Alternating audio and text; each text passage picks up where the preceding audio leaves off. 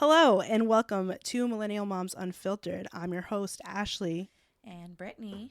Today we're going to be talking about body acceptance. Mm-hmm. This is going to be probably a long one because this is my area of expertise and where I built a business out of. So stay tuned. I kind of did too. Yes, you did. This is how we bonded initially. That's how we met. God. All right. Without further ado, let's get into it.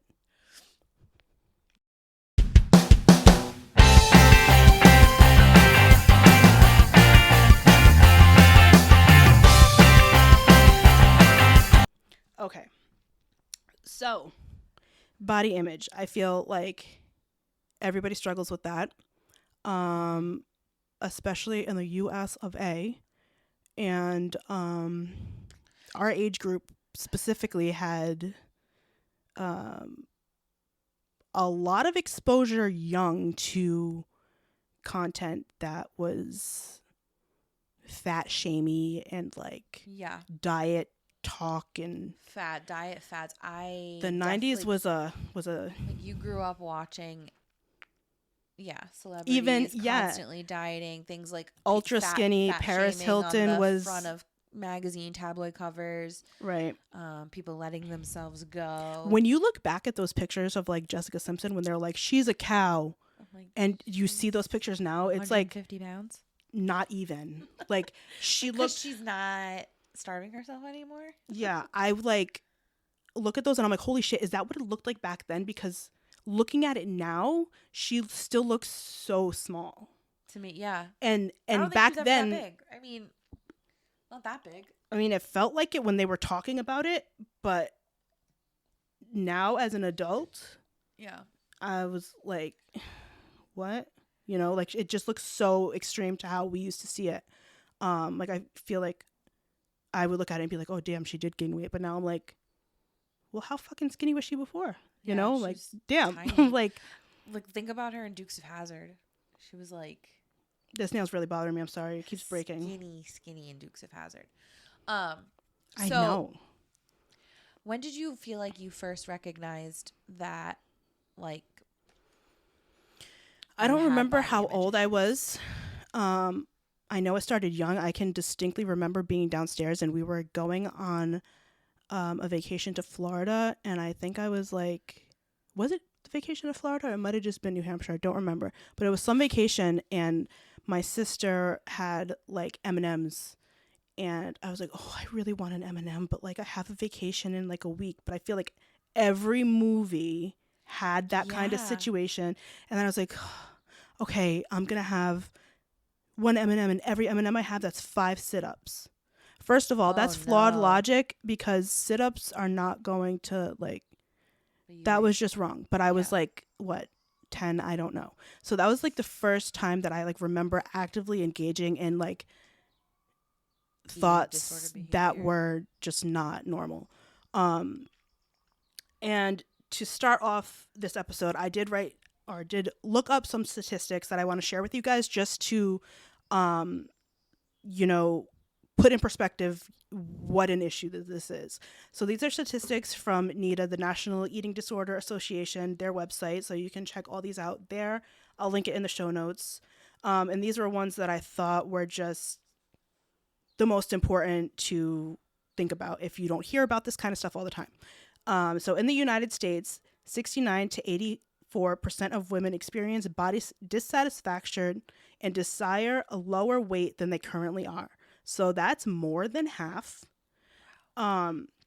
Studies have shown about 50% of pre-adolescent girls and 30% of pre-adolescent boys dislike their body. Pre-adolescent?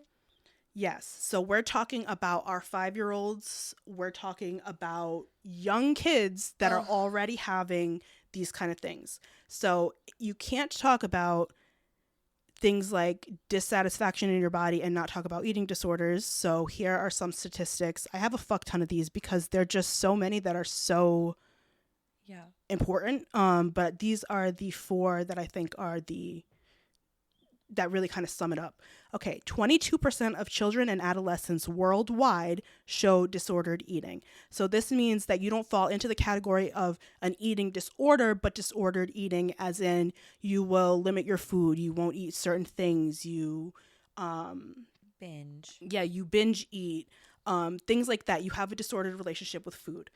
Global eating disorder prevalence increased from 3.5 to 7.8 Whoa. between the years of 2000 and 2018. So that's like Wow. in that area of time that we're talking about where the really skinny and all that. So that increase I was 10 in is 2000, so that was right around like almost my doubled. like between puberty and all that. Oh Um, my god. yeah. Every 52 minutes, one person dies as a direct consequence of an eating disorder. So every hour, basically, somebody dies as a direct consequence of an eating disorder. So what that means is your body shuts down, and what you die from is because of not eating, the lack of calories in your body. So that is an insane statistic to think about, in a place that most people have access to food or Treatment. you it's or treatment is a whole other thing because it's really expensive and it's not super accessible. And then another statistic I have that kind of goes to that, despite the fact that individuals with higher body weight have 2.45 times greater chance in engaging in eating disordered behaviors as patients of a normal weight. So that's 2.4 times. Okay, never mind. I was trying to like overcomplicate that in my head. Such patients as we're going to restart that. Despite the fact that individuals with higher body weight have a 2.45 time greater chance in engaging in disordered eating behaviors as patients of a normal weight, such patients receive a clinical diagnosis of an eating disorder half as frequently as patients with normal or underweight. So, people in larger bodies are more likely to engage in disordered eating behaviors, but are less likely to get diagnosed or be able to access help because their body's bigger. So, fatphobia is a huge culprit, and has a large part in this disordered eating and access to help, because how can you have an eating disorder? You're fat, and I fell into that because even at my sickest I was still considered overweight. And so for me, I was 5'5" and I was like 140 pounds, which right now I'm 210 pounds. So think about me at 145. I was not well. I looked like shit. My eyes were sunken in, but I couldn't have an eating disorder because how can she have an eating disorder if Because based on she her weighs BMI a chart, she healthy actually weight? weighs more than she's supposed to. Right. So she's My fine. BMI chart wants me to weigh 120 pounds, and I will never weigh 120 pounds. The BMI chart, so let's start there. This is actually good because I think a lot of people get stuck on this, and doctors still Doctors still. well, the thing is, it's built into these programs. Like, okay, so I worked in healthcare and my husband designs healthcare software. So he builds Epic, which is a EMR system. They put in stops that doctors have to fill in order to get paid. And one of the stops is weight related with BMI. So the doctor has to put something in regard to the BMI, no matter how irrelevant it really is to anything. So the BMI was formulated by a mathematician, and it is based on perfect math, not even science. It doesn't account for what your bones weigh, what your muscle weighs, what your fat weighs. It's just weight in general. And that's problematic because fat and muscle is different. They do different things in the body. There's so much room for error when you're looking at these numbers. Yeah. And in a perfect world, that's what you would weigh. These would be your numbers. I don't know many people that fall into that perfect category and are living their best healthy life. No. and are in line with the BMI chart. Like, people who I know who are living their best healthy life way more than what their BMI is supposed to tell you. Because we're not perfect math equations, and there's a lot that it doesn't account for. And I'm thinking about, even if I was at the highest of my normal, I still think I would be completely unhealthy. Like, I don't think it's realistic for me to weigh 150 pounds right now. No. Like, when I started Ozempic, I was like, oh, I would love to get back to that. And then I got down to 186, and I was like, I think this is as small as I can get, because I'm going to lose all my ass. I'm going to have no energy. Like, this is getting eating disorder-y again. Yeah. And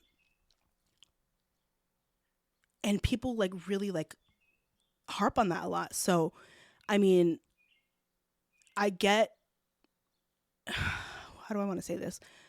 People don't like to share their weight or talk about their weight and all that. And even though I am in a bigger body and I do weigh over 200 pounds, sometimes I feel like shit about that. But I also think it's really important when people are like, post those things that are like, well, how much do you weigh if you're so brave, blah, blah, blah.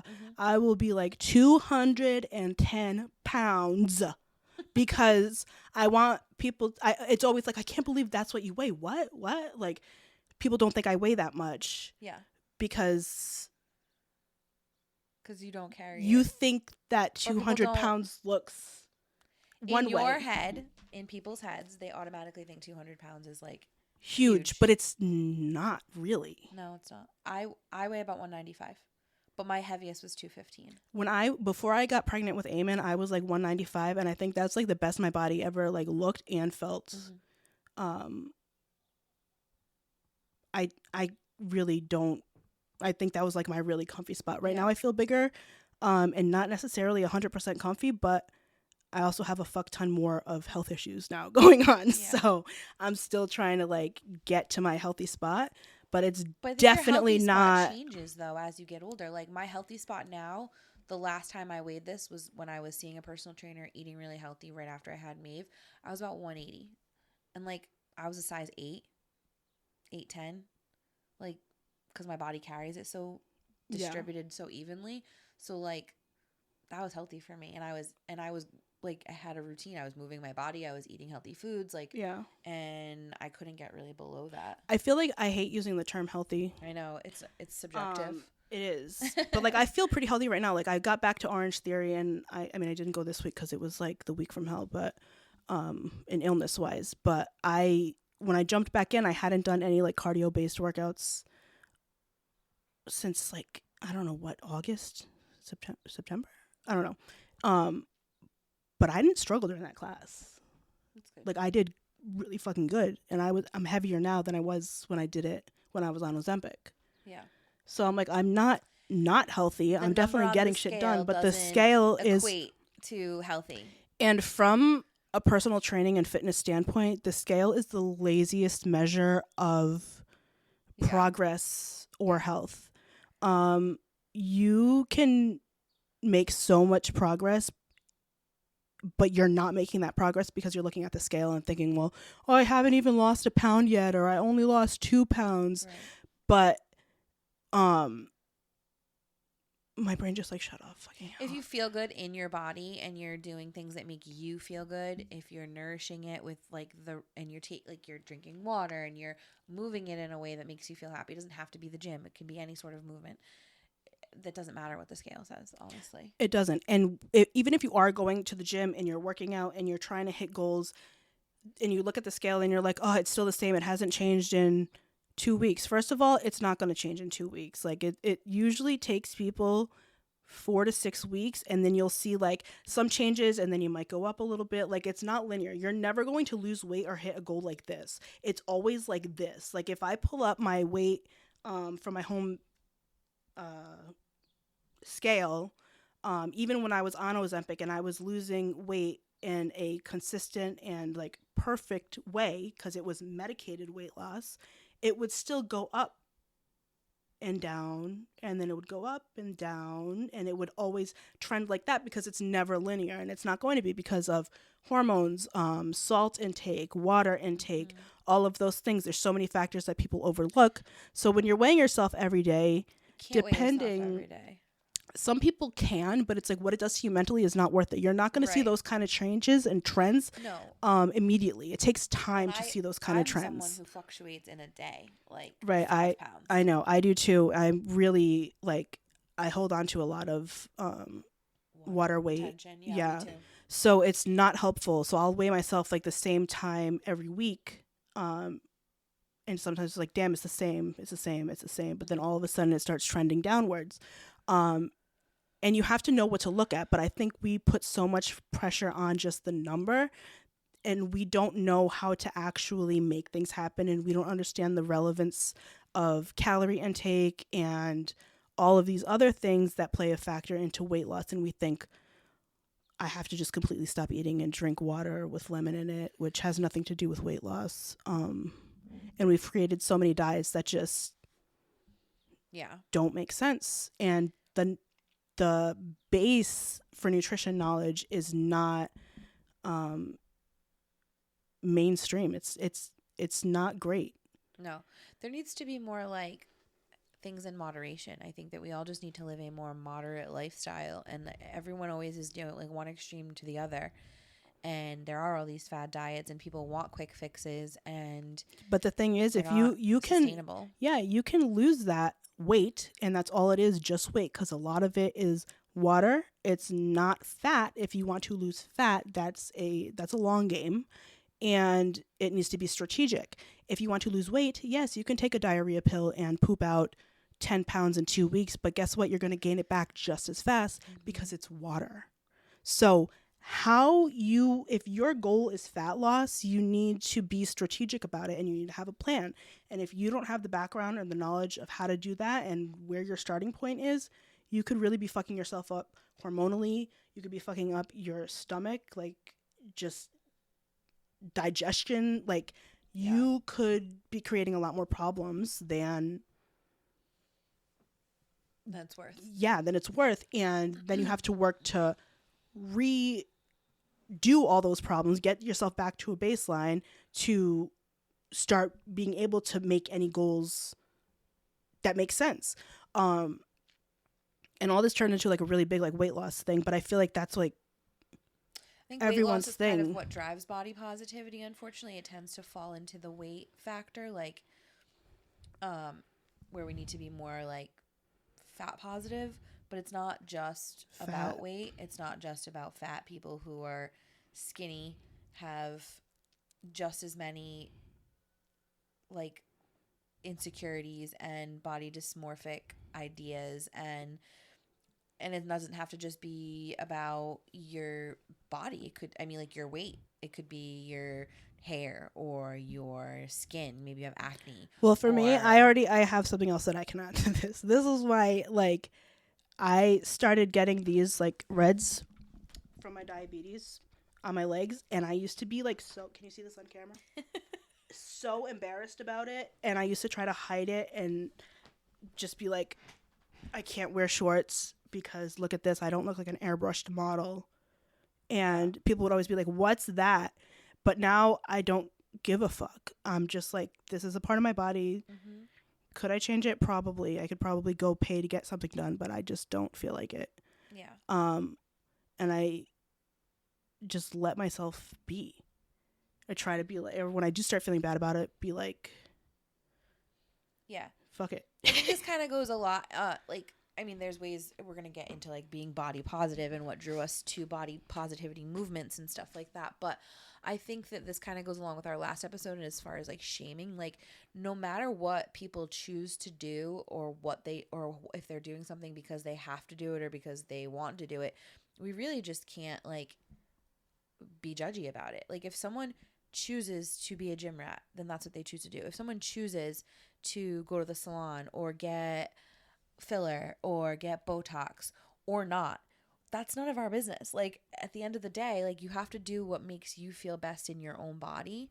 And like really you shouldn't like I feel bad that there are people who feel pressure To do it, to yeah. do it, but if that is what makes them happy, I also don't judge about it. But I do And wish that's how there was come when I go do like my filler stuff, I'm not like, what did I get done? Ooh, ooh. Like, first of all, that doesn't help my injector get clients. Like, I want to give her credit for what she's done. Mm-hmm. Second of all, I don't want people to think like, look, I just put some moisturizer on and look at now I have cheekbones again. Like, you know But what I like, mean? And but you I have something that you were insecure about, and now you don't give a fuck about, and you don't feel like addressing physically, and then you have something that you do feel insecure about that you do feel like addressing well, physically. my face is also on my face. So I think it's more like I see it every day, but it did. It made me feel older. Like, even though people would say you don't look like you're in your 30s, and Eden's always like, you look like you're like 26. Like, I just still felt like I didn't feel like myself. And now Yeah. I might be in a fatter body, but I feel like my face looks like my face again. Yeah. So that was something. I feel like when you go do altering things, you need to think about why you're doing it and like how it's going to change. Like, because I feel like some people will go get a full body done, but then you still feel like shit. And Yeah. there's like points in eating disorders too that like you get to that goal weight and you're like, I still fucking hate myself. And Yeah, you you got have to get to to the root cause of it. address those thoughts. And I think that since I've had to do all that work for so many years, that it was easier for me when it came to like getting my chin and all that, I Mm-hmm. was like, okay, why am I doing this? How is this going to change my life? Am I really running from something? Like, Mm-hmm. what am I covering up by doing this? Or am I just doing it because it makes me feel empowered and it will enhance my life? Like, I Yeah. didn't just go do it. No, Like, no, I'm saying there are people who have both. no, Like I you're know. willing to, yeah. Like there's Yeah. some things that you're But just want it you wasn't choose to. just like a, if it was 10 years ago and I had the money and like opportunity I do now, it would all be for different. It Yeah. would not be this story. It's just Right. because I've learned how to like talk and figure myself out in Mm-hmm. those ways. Otherwise, I would have been like probably done up. I probably would have got my boobs done too. Yeah. I want my boobs reduced. I like my boobs. My boobs used to be so small and then I had kids and then they got like big and now they're a little bit saggy and I'm like, look at them. Look at them now. Um what else? Um. So what like I always derail us by something just like weird and inappropriate yeah, and then I'm a like, boob okay, shuffle. how do we get back on What? track from here? So I struggled with my weight ever since I hit puberty. I was a pretty skinny, lanky, normal, average kid. Like I had like skinny legs, skinny arms. I was tall, believe it or not. Yeah, you know I was what? like the tallest kid in class. I know my sister. My sister really is tall. I mean, she's not that tall. She's 5'9", so she's taller than me. I'm 5'5", and she grew really fast, like tall. Um, and we were always like the tall girls. But people are not very descriptive, and they just use any difference as big. So when you hear, "Oh, you're so big, you're so big, Yeah. you're so big," that like fucks with you. Yeah. No, I never got that when I was little. So I was taller than like all my friends at school until about like the sixth grade, and then everyone started getting taller than me. And I then don't. you're like, "Wait a minute, I'm I'm short." still 5'2", and I've been 5'2" since I was 14. I literally have not grown since I was in middle school. But I was always taller and pretty skinny. And then as soon as I got my first period, it was a pretty recently in therapy we've related it to some traumatic events, but I got my first period, I had a traumatic summer, and I packed on some weight and I just got chubby. I just got chunky. And my whole from the age of 11 to the time I graduated from high school, well, till now, I've always just been like the curvy one or the chubby I one, was gonna or say like the curvaceous mama. I'm like curvy Brittany now. is like, okay, so when I don't when I gain weight, it's like in my chin, my arms, and then the rest, like that's where the majority of it goes, and then the rest of it kind of distributes itself. Brittany could gain like 30 pounds and still be like ratios, just like slapping those ratios, and it's like, to Yeah. me, I'm like, I cool, do gain but it. I mean, I you do gain it, still. but I didn't always gain it as evenly as I do now. Like I definitely went through like I had like a chubby face like in high school, and I definitely gained it in my I gain it in my stomach now more, but I definitely am am more proportioned. So it does help. I am thankful for that I'm proportionate. But what I meant to say with that is that it doesn't mean that like it's less valid, or that Right. it doesn't it's not as like mentally taxing and those thoughts don't come up. Yeah. It's just, Well, I was always the bigger friend. Like my best friends were skinny, like size 0, size 1. I was yeah, I was from always the the bigger time I was friend. in 6th grade, I've been a size like I've gone up and down because my weight has fluctuated because I've given into diets in middle school. But in entering into 6th grade, I was buying size 11 pants in the juniors department.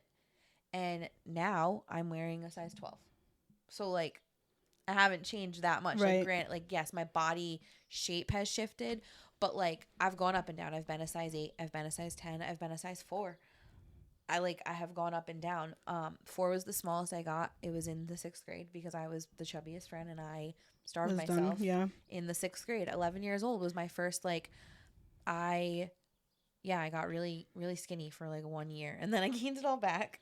Because it was unsustainable, and you're also Especially for growing. and I was a child. I was 11 years old. Like what? Yeah. And it was always like really like I had family members working for Weight Watchers, family members on Weight Watchers, family members. Yeah, I grew like, up with a lot of diet stuff. My mom was always doing something, but again, my mom had like your body type. Like she always had like butt and boobs, and like she had a smaller waist. Like she never looked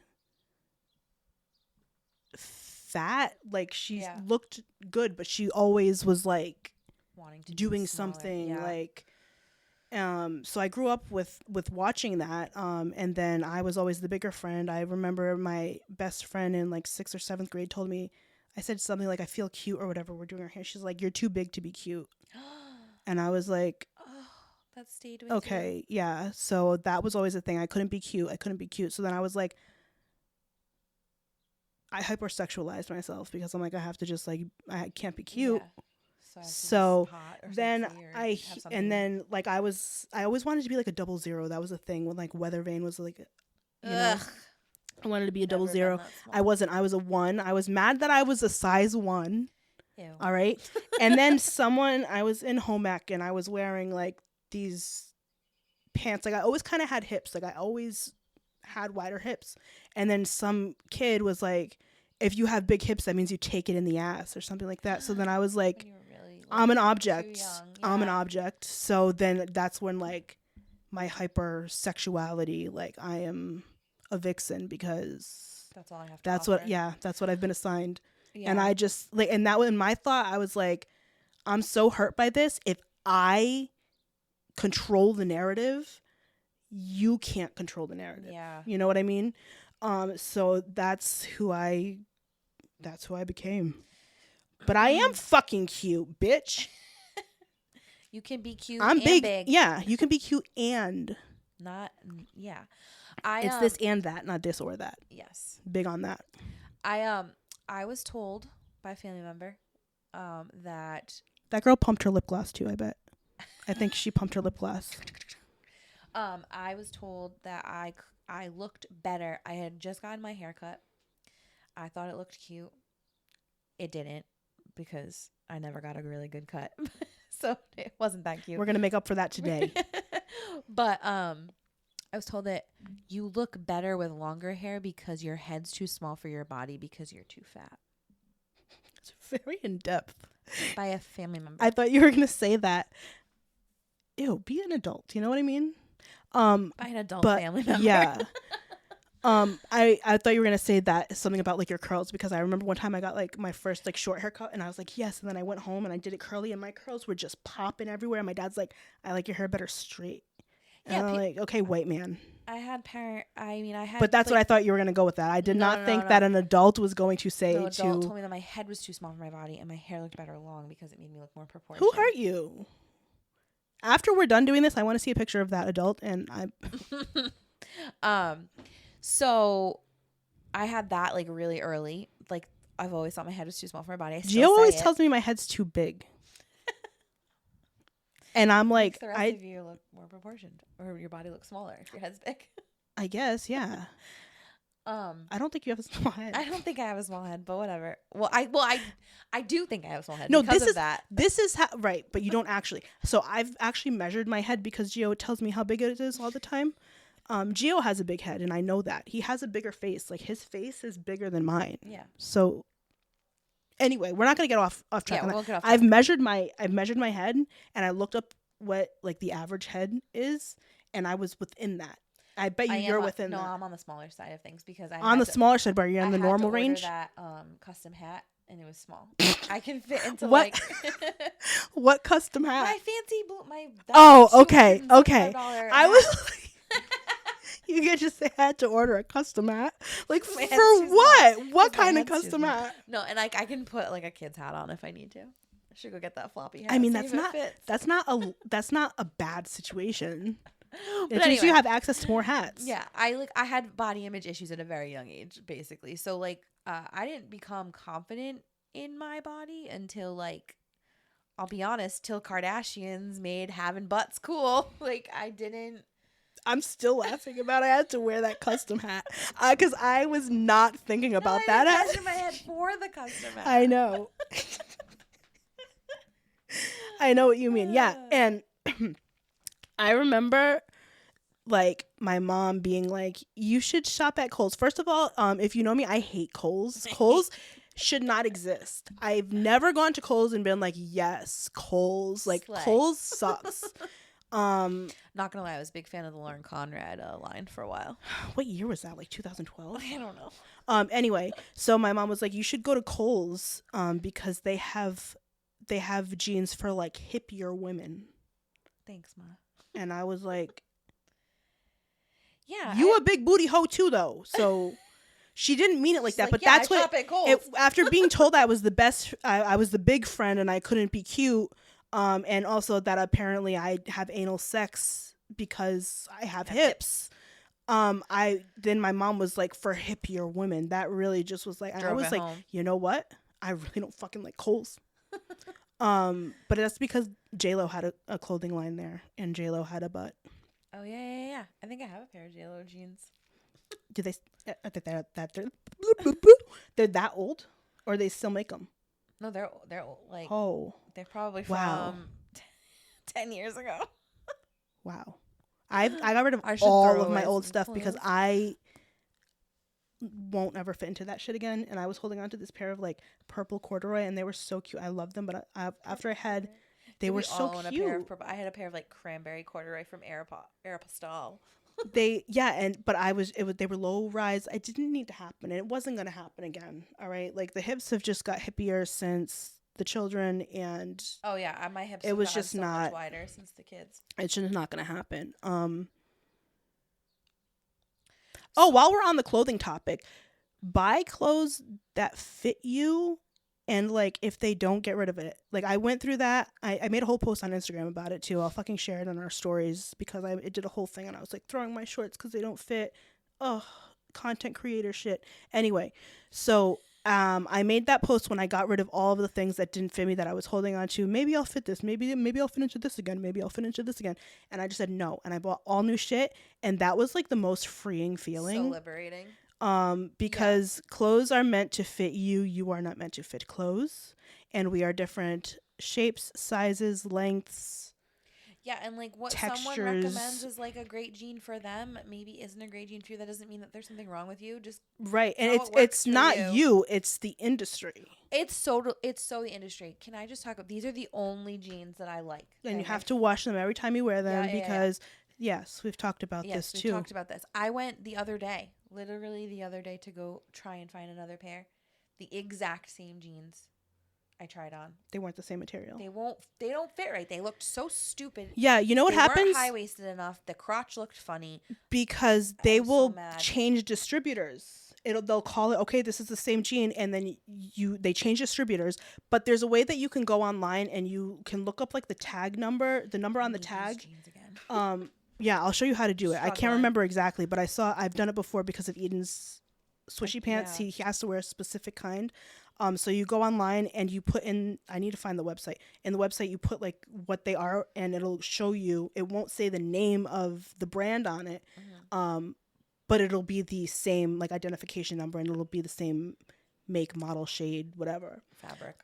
So that's a way to get around that if you struggle FYI. in certain pants departments. Not every brand does that because some brands have their own like production, but most mainstream brands have like a mass production line that they get from somewhere else Yeah. and just brand it for their brand. So That's one thing about body acceptance that I think is big, and it's important. Maybe not the first step, but it's up there in the beginning to make you start feeling better about yourself. Yeah. Wearing clothes that make you feel good. Doing something like, yeah, having your hair, your makeup, or whatever it is that's gonna like make you feel good about yourself. Mine is my nails. It's like the one thing that Mine's makes on my me nails too. feel complete. But I have to be naked because I'm allergic. I'm going through a phase where everything that makes me feel good about myself or made me feel comfy in my skin is getting taken away in some way, whether that be because of time, allergic reaction, whatever. I feel like I'm like losing all that stuff, and I'm having like to go through like a new cycle of how Finding much do you things. love yourself? You know what I Yeah. mean?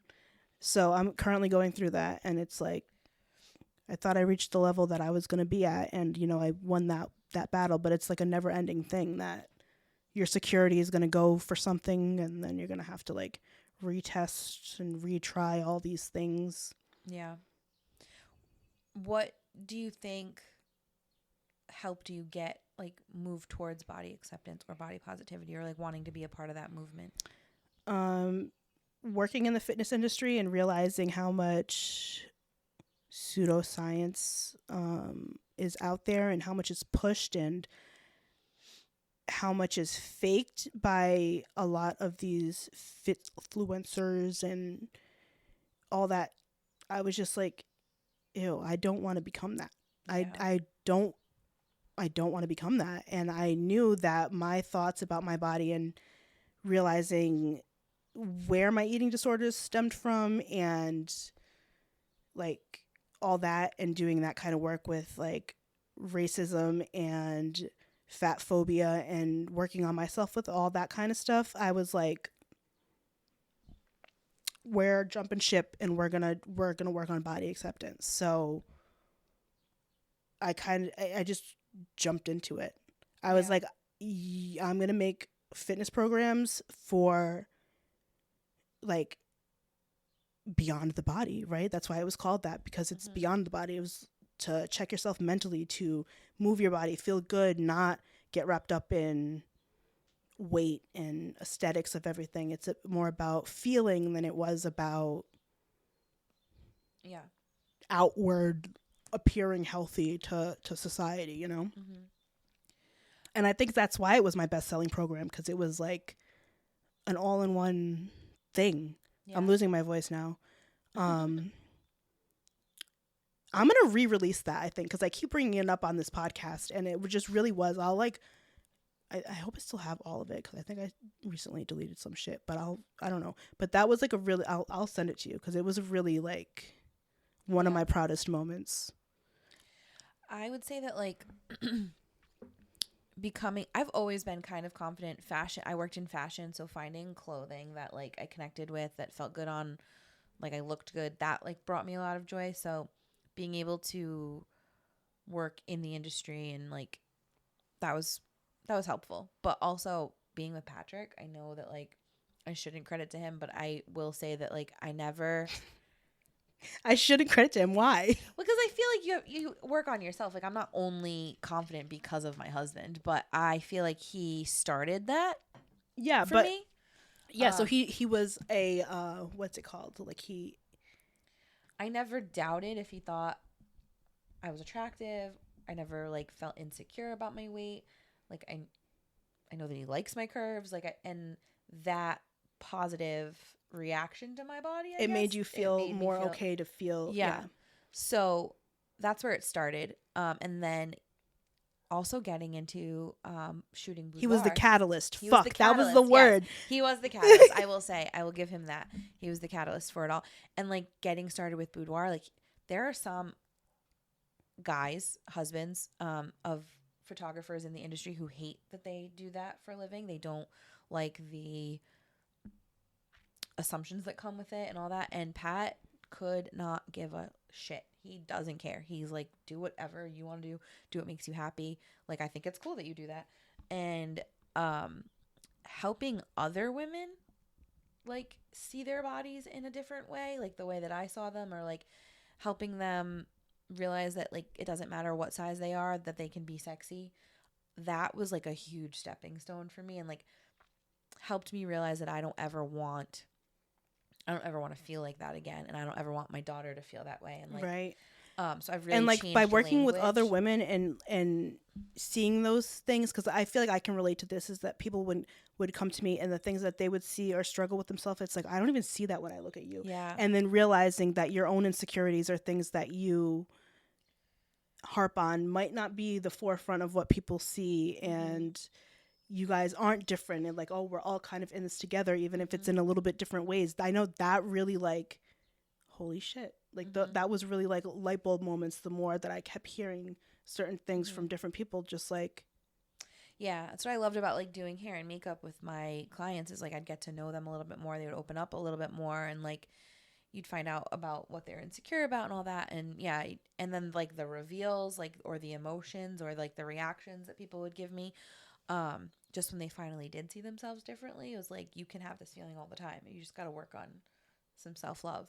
right. And then, like, in that moment, it is about like the look, Mm-hmm. but it's so much deeper than that. And it's we talked about this on the live that we did about like boudoir and like what people think boudoir is, and it's not about sex. Like, it's not purely just being sexual, and it's like empowering in so many other ways. And it's because like It's because you're in it's the lawn, practically half naked in front of a stranger. everything that, yeah, you're So supposed to feel liberating. ashamed about, or that you're Yeah. told to feel ashamed about. You're just showing up and you're like, this is me, in ways that you're not usually. And then you see all that and you're just like, wow. Yeah. Yeah.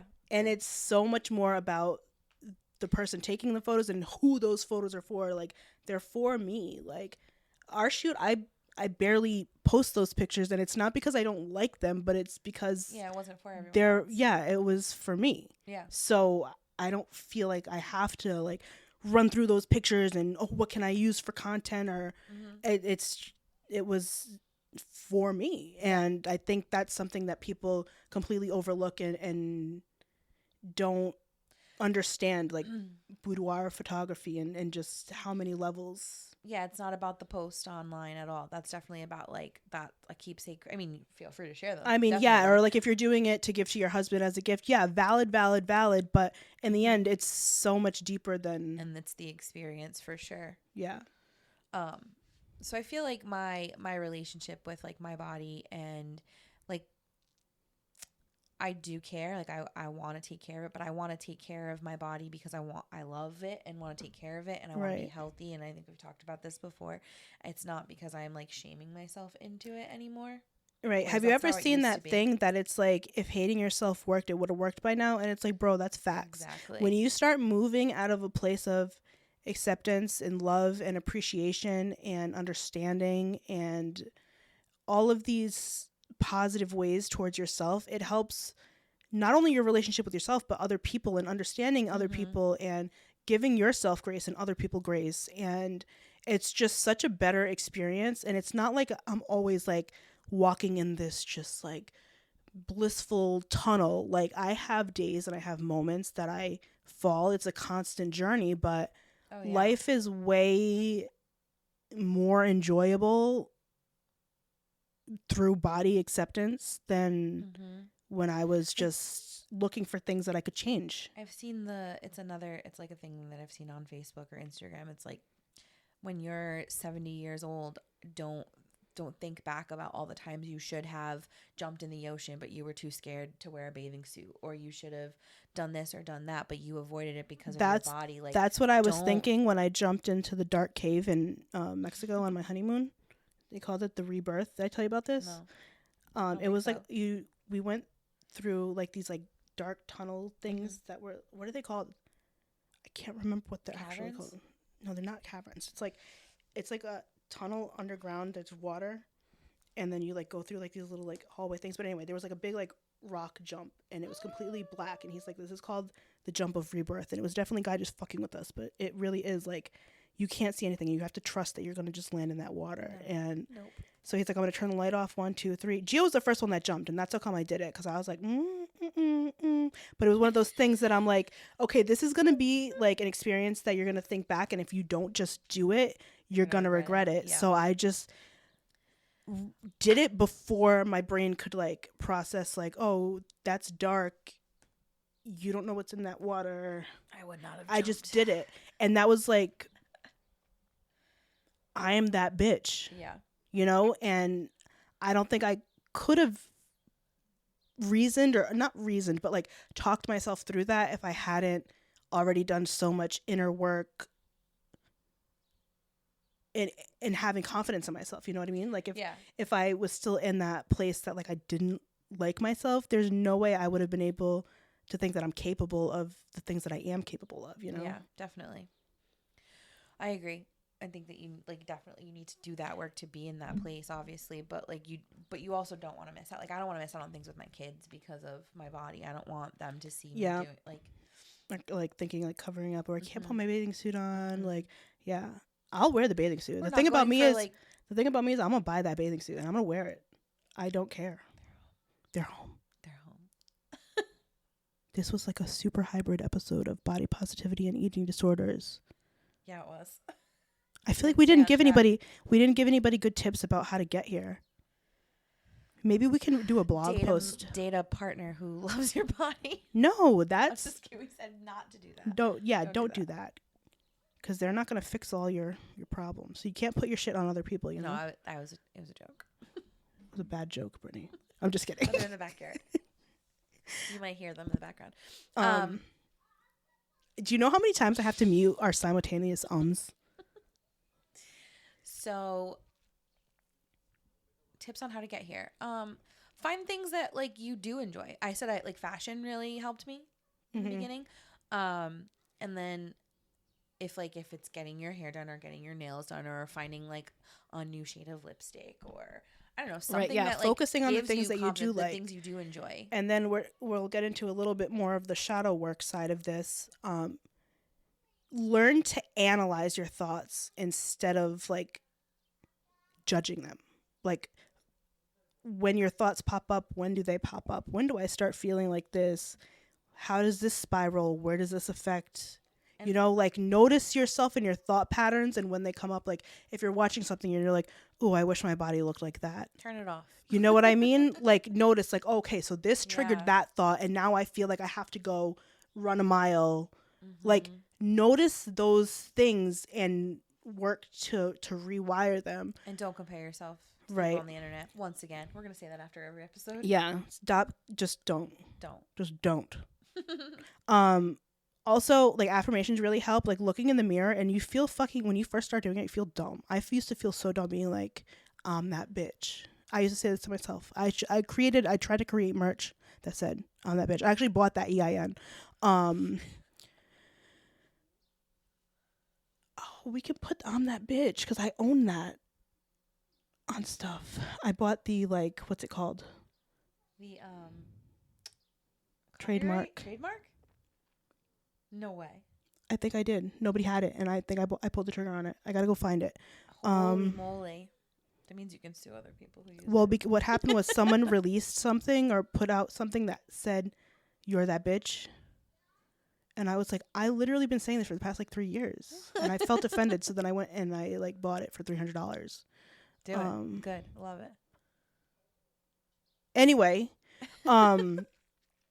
so we'll put that on stuff. But I used to stand in the mirror and be like, you're that bitch. You're that bitch. You're that bitch. And that used to make me feel like fucking, oh, I'm going to run through the wall right now, you know? But like find an affirmation that you feel like, Kool-Aid man, bitch. Yeah, like empowers you and makes you feel good. And it's going to be the shirt is the Kool-Aid man. I'm that bitch. Sorry. And like say that, and even if you feel silly doing it, like look yourself in the eye because it gets that like oxytocin, just like good vibes, you know, and like you believe it, right? Like how you talk to yourself, you really believe it. You do. So yeah, knock it off with the negative thoughts for sure. I mean, it's so much easier to say, but it is like, I feel like it might be easier for someone like me because my brain never shuts off anyway. Like it doesn't, I'm already exhausted from thinking all the time anyway. I might as well do something productive with it. So it's like hyper fixate on it for a while. And I think that's why I progressed through it so fast, because it was like a hyper fixation. I really did do it all. And was constantly just like, oh, did you notice that? Oh, did you notice that? And I'm really analytical anyway. So yeah, if you're not super analytical, analyzing your thoughts is probably difficult, but yeah, just noticing your triggers. Yeah. You definitely do. And like probably avoiding the things that make you feel bad about yourself and the where you find yourself comparing mostly. And you might feel defensive. So if you're feeling defensive, you're in the right spot, you know? If you feel defensive about it, if you're uncomfy, you're in the right spot. And just because you go back or fall into certain patterns, it doesn't mean you failed. Like no journey is linear, and you're not going to progress consistently. And you can have bad days. Yeah. You can have days where you are not loving. You are human. Things about your body. Yeah. I'm currently not loving how fucking bloated I am. Same. But I'm on like 3 antibiotics right now, so. Yeah, ew. Your belly's probably a mess. Yeah. All right, so check out our merch. Follow us on our socials. Leave a review if you feel called to, because it'll really help us. And we'll see you next week. See you next week.